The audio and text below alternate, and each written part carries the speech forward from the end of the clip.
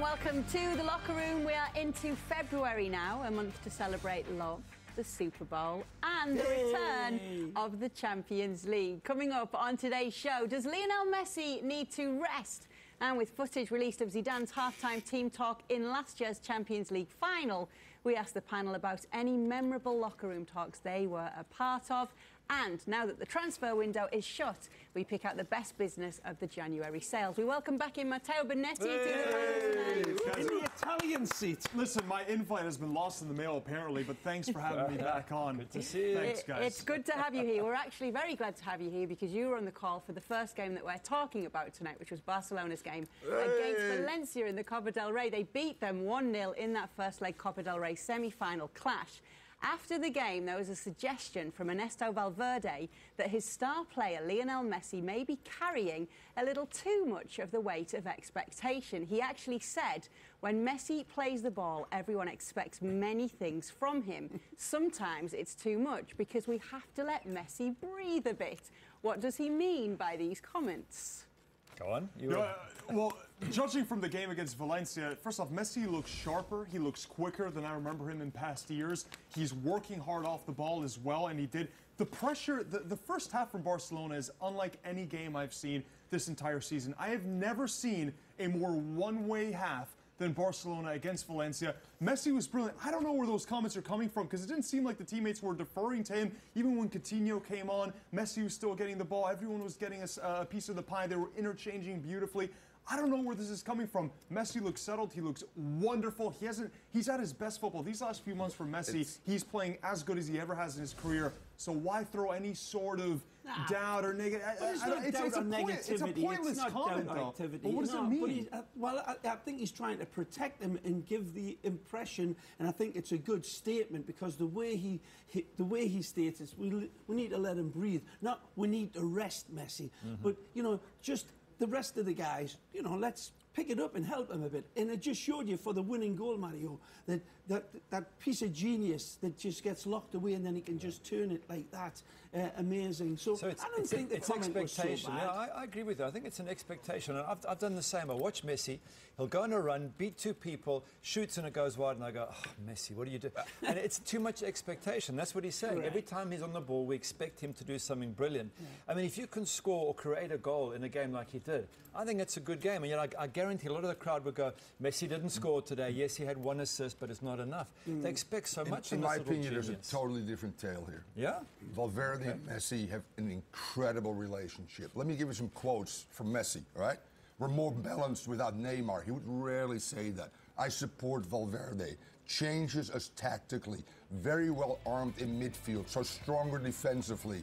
Also against Juve, by the way, he didn't start him. They made that decision one day before the game to sit him. And you know what? Psychologically, absolutely brilliant. Because you can rest your best player, so all the other guys can rotate. So what does it mean, this comment about it? He must be arrested more often? No, but I think the precedent has been set. It's just something that he's talking about, that he can do it, and that Messi's buying into it. That's my whole thing. The choice of words are so nicely taken and so nicely phrased. And in his manner, this is why Barcelona, I believe, really pursued Valverde. They got him on the third time of asking because of the way he structures words. Words matter.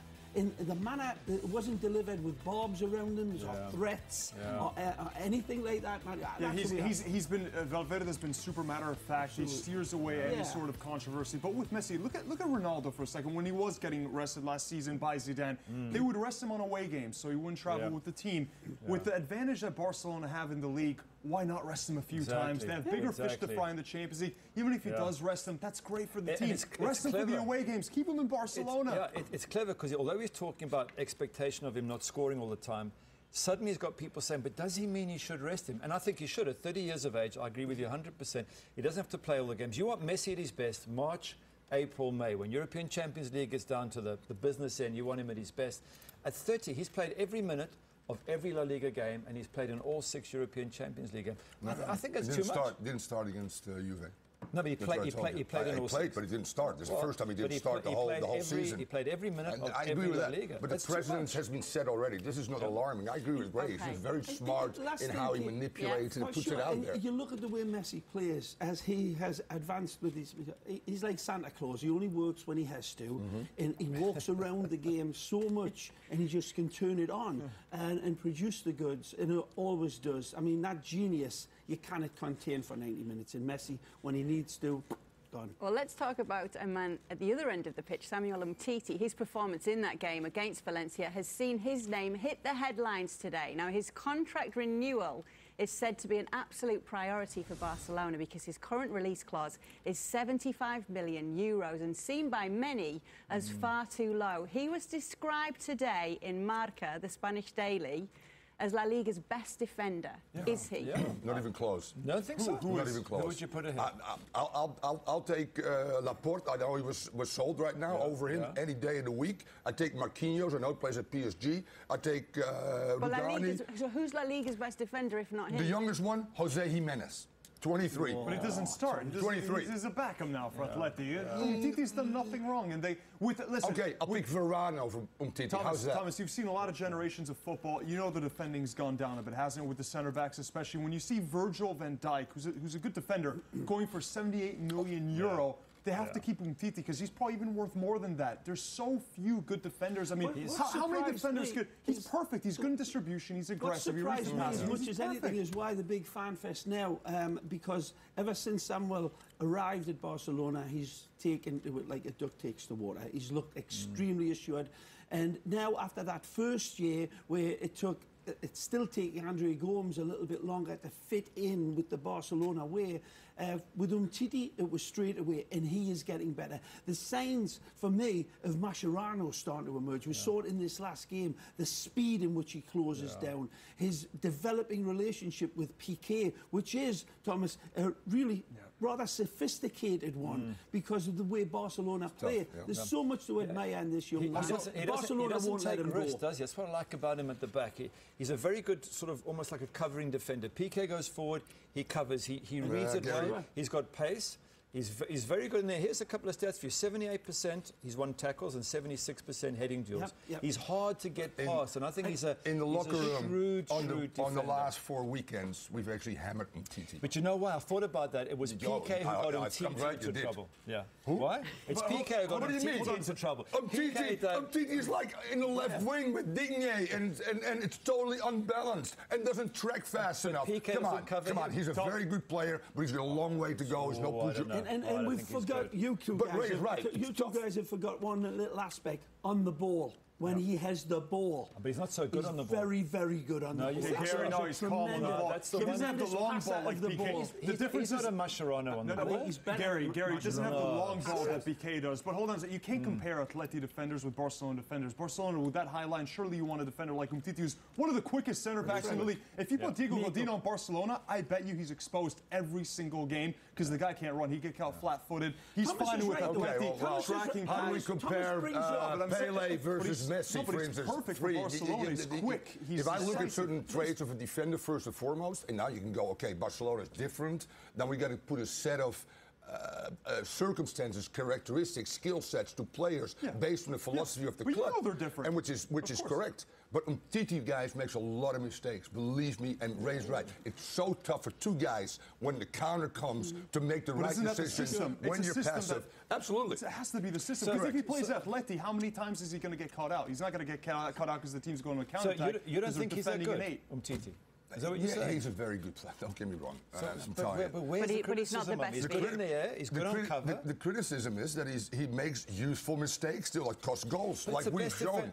But that was Piqué got caught there as well. No, best defense. Don't blame Piqué. He always plays Piqué. Best defensive record in the league by a million miles. Piqué's birthday as well, Gary. Give him a break. I think right now, let me throw this out there. Piqué and Vermaelen are a better tandem than Piqué and Umtiti. Let us know what you think at home. Let's talk a little And you Premier said the League same now, thing, by the though. way. Jose Mourinho has conceded the Premier League title to Manchester City. Now, he spoke a few weeks back about Toni Kroos and his honesty regarding Real Madrid's title chances. Is this honesty from Mourinho appropriate considering the situation? Is it refreshing to hear this, or do the fans want to hear that they are still in that title fight? Okay, I think it depends on the fans. I think if you're talking about Man United fans, given the gap there is, those fans are already saying, you know what, we probably can't catch City. City would have to collapse.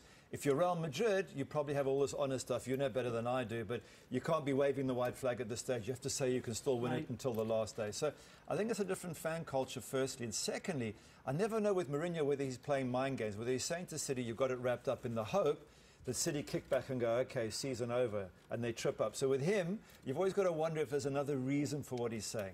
There always is a reason, isn't it? Everything he's always said has had a back meeting. He's trying to cover himself for the future. He's so intelligent, and the way he speaks to the media, there's always a second meeting. So what is the meaning? Well, the meaning is that the league is lost, right? So you can say, oh, you know what, from now on, like, that's it. Focus on something else. Of course, Gary. Okay. Of course. That's what he said his entire career. He did it in Serie A, he did it in La Liga.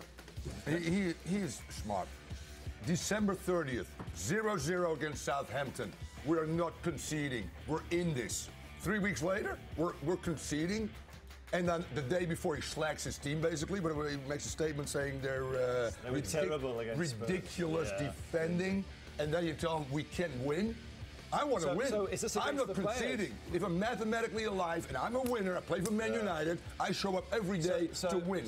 And my leader is telling me, it's done. Is this against the players? Is he doing this to rile his own players up? No, Matteo's absolutely right. He's so smart. He's protecting himself a little bit already. He gets him another year. You can tell the board in January, I told you, we're not going to win it, you know, and we ended up third, but we're okay. Give me a little bit more money. Thank you for coming. The Zlatan to LA Galaxy rumours are getting louder and louder. So this is a bit of a quick-fire question round before we do go to break. Is it a good move or a bad move? Ray, do you like to see Zlatan Ibrahimovic at the LA Galaxy? Of course. And I've said before, this will be the best footballer that's ever arrived in Major League Soccer, with the greatest skill sets. The problem is he's past his best. He's been injury-prone, but for marketing purposes, magnificent. For footballing purposes, absolutely outstanding. He'll make every player in that team better. Not just on game day, on Showtime, but in the working week. He's been renowned. He's notorious for setting standards in the practices. You saw it in his first year, where he moved Manchester United along. And sadly, terribly, he went down with that injury. I love him. You know, I'd walk on broken glass to smell his car's perfume. I mean, exhaust fumes. I mean, just wow, that's vivid. But he's just a magnificent player that everybody would want to tune in to watch him. Hollywood needs Zlatan. I'm telling you. And only God can judge Zlatan. I would drive hours to watch him. I wouldn't do that for Kaká. I wouldn't do that for Beckham because it's the playing style of Ibrahimovic. Bigger than Beckham. In my opinion, a bigger deal than Beckham because he's a brand in himself. Cologne, underwear. He's got a hit in Sweden. Top 10 single. Did you know that? But here's the thing. He has to go because Alexis Sanchez has been signed. Lukaku's there. You don't want to see as great a player. And I agree with her. I think he's magnificent. You don't want to see him stay and be a bit part player. I'd rather he comes and be a superstar in LA and LA ain't big enough for him. Okay, so it's a thumbs up from the panel here. Still to come on the locker room, we take a look inside the Real Madrid locker room at the half-time of the Champions League final and get the panel stories on their most memorable team talks. We'll also be talking best transfer business and we'll make our prediction for the weekend's big games, including Atleti's meeting with Valencia. Stick around.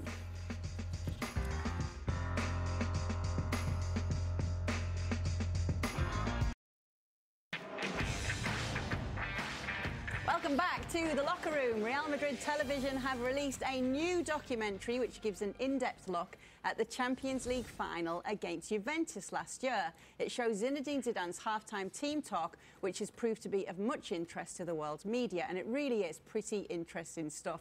You see him leave his players for 7 minutes. It tells them, you know, recuperate, make sure you get a rest, be a bit calm, and they all do seem very calm. You see Ronaldo speak, you see Marcelo speak.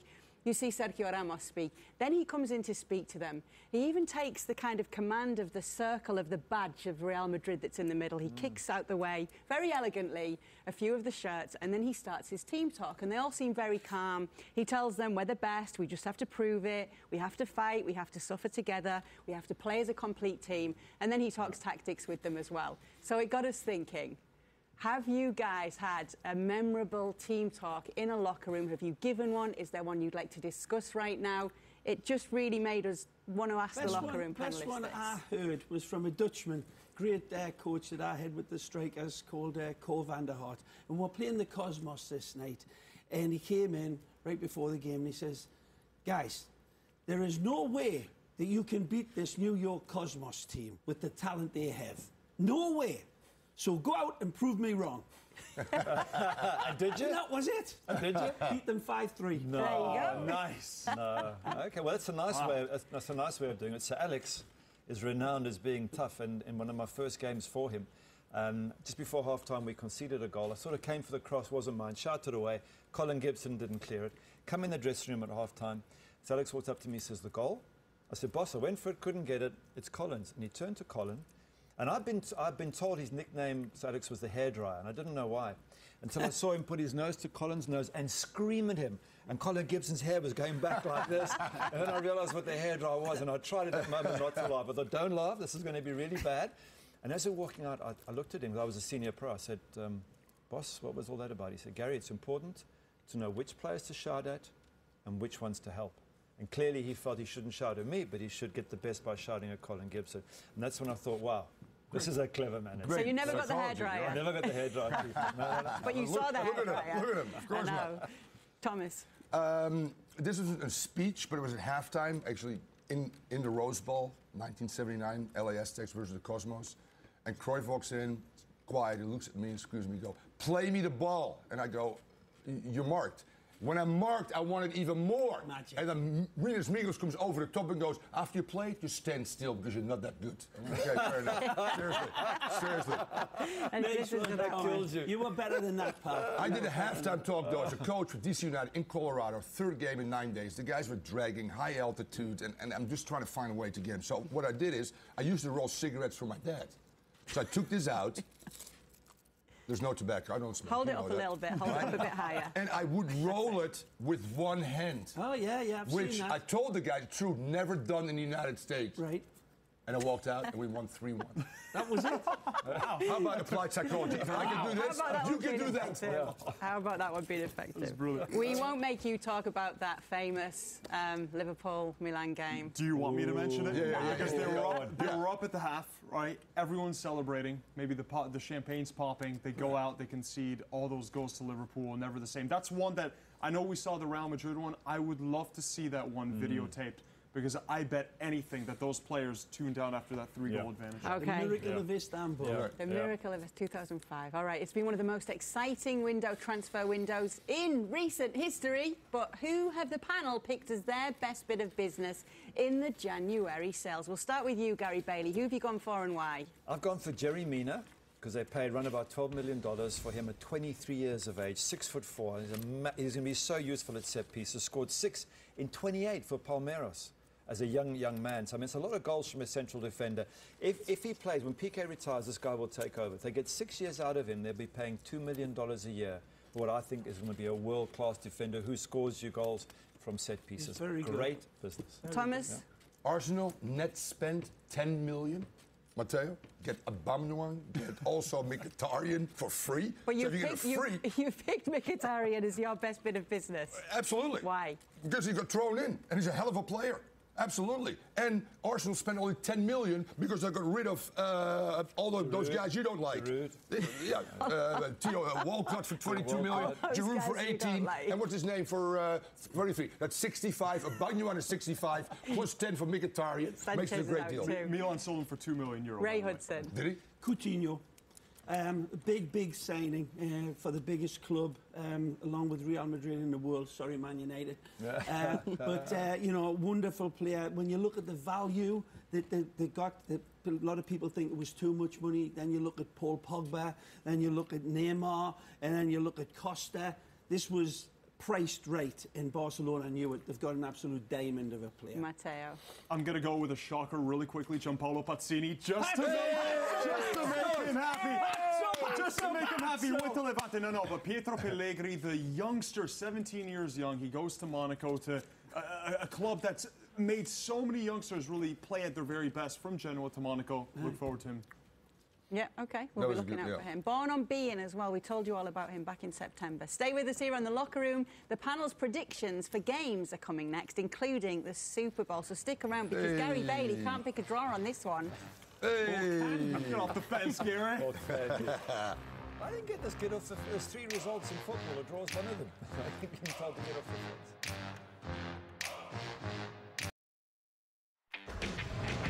Welcome back. It's prediction time, and this is the time when Gary usually sits on the fence. Let's get started with Atletico Madrid against Valencia. Gary, what are you going for? What do you got, Gary? A draw. It's unbelievable. Thomas Ruggen. W. W for who? Atleti, of course. All right, Matteo. Atleti 1-0, simple.